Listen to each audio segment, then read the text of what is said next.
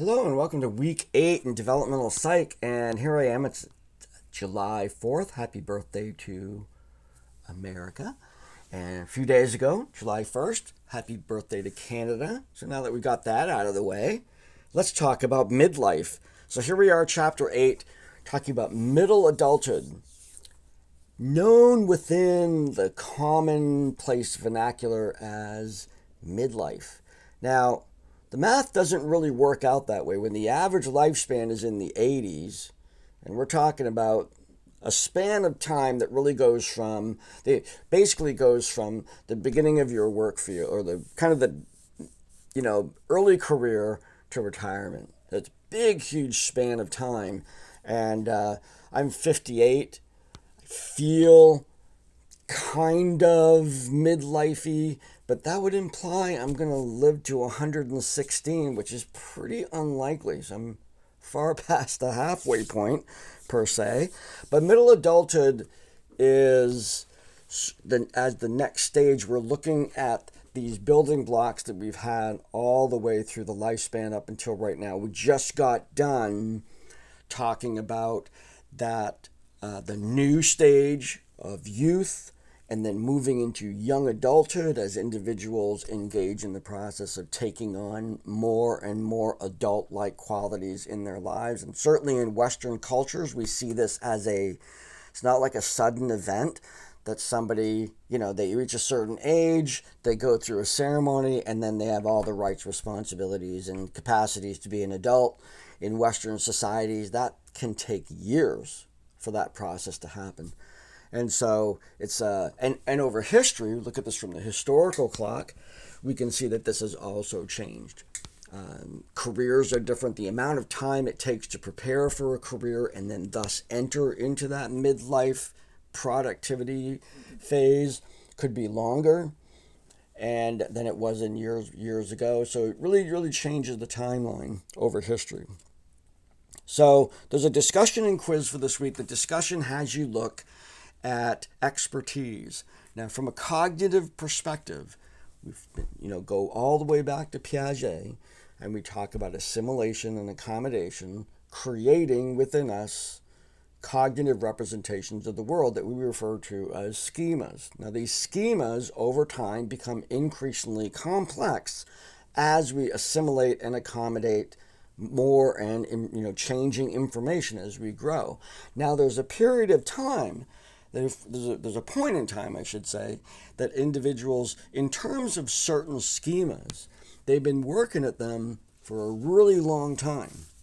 We all have some. At the least, we're experts at ourselves. When we're in adulthood, we're sort of like, I get me. Still confusing, but I'm an expert at it. There might be things that are still surprising. I'm still discovering things about myself. But ultimately, our sense of identity goes through that schema itself, goes through a process of becoming something of which we are. We know enough about it that we can call ourselves an expert. Now, when we think about expertise, we often think about specific skills.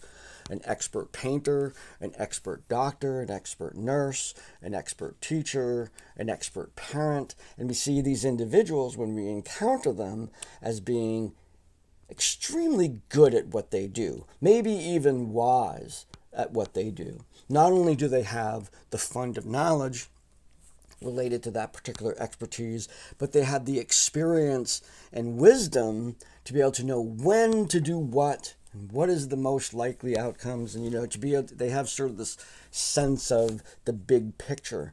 We often attach ourselves early in our career to individuals like this as mentors. We look up to them, we want to be like them, we want to learn from them, and that's perfectly fine. And hopefully, as we'll talk about, when Erickson talks about this stage as being one in which we're productive, or we're giving, we're building our career, but then toward the end of this stage, we're kind of turning around and giving back. And so in a figurative career path. Let's say someone might enter in entry level position, move up to being the lead, and then they start moving into supervisory, maybe even training type positions. They take that knowledge and wisdom, basically their expertise, and pass it on to the next generation. The mentee becomes the mentor. So I'm asking you to contemplate both individuals that you've encountered who have expertise and you're feeling with that, and then your own concerns about your own expertise.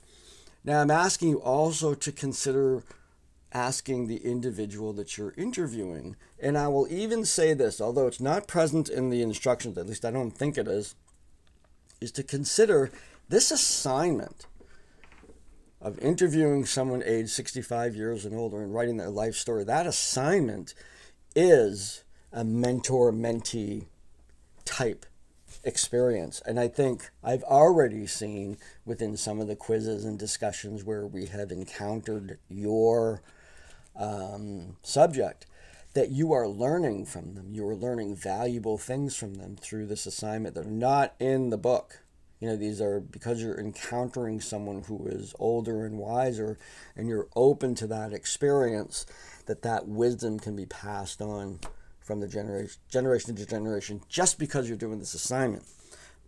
But in this, I'm asking you to talk about what do they think they're experts at? Where did they encounter that? Who were their mentors throughout their career? So that's our first discussion. Oh, and flow, which is, I talk about that here because as we become experts at something, we may find ourselves in situations where we become so engrossed in something that we're talented at or working at really hard that time sort of disappears. I know as a musician, that's happened to me. As a writer, sometimes when I'm working on the course books or when I'm preparing for something, I can get so deep into something and it's not really work in a way. It's still exhausting. It can still walk away from those situations pretty tired.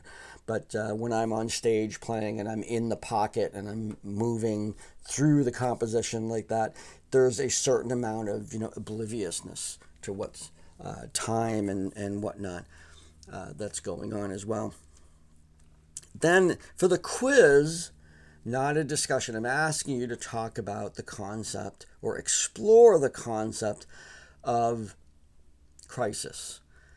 Now, you'll read in the course book that when I talk about midlife crisis, there is that stereotype of, the person who divorces, buys a sports car, gets an earring, and dates a girl named Buffy.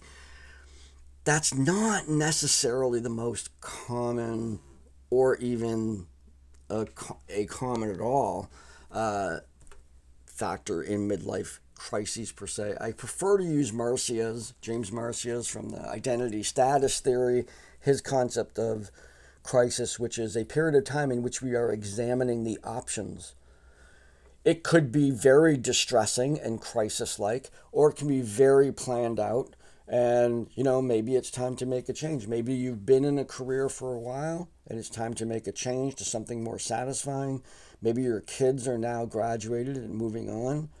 And now it's time for you to focus on aspects of your own development. Each one of these really can characterize itself as a midlife crisis without the drama per se. However, the drama situations do occur.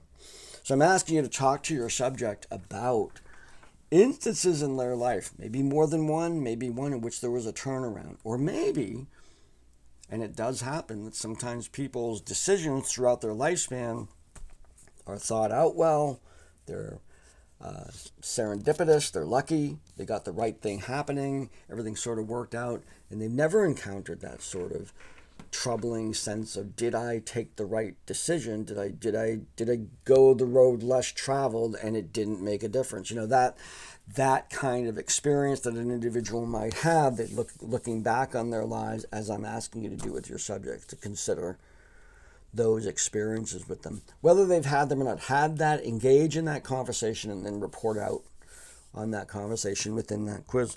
So that'll bring us into middle adulthood. Of course, now next we're coming down to, we're about 3/4 of the way through the course here, and we're going to start looking at late life and end of life and those kinds of issues. And certainly keep an eye out on the due dates for your biography and the biography reflection. And we'll finish this course strong. So we have a beautiful day today. Hopefully we'll have beautiful weather for the rest of the week. I hope you're out there enjoying hot dogs and hamburgers and the fireworks and having a good time with your families. And I will see you in the discussion boards this week. Take care, be well, and I will see you next time.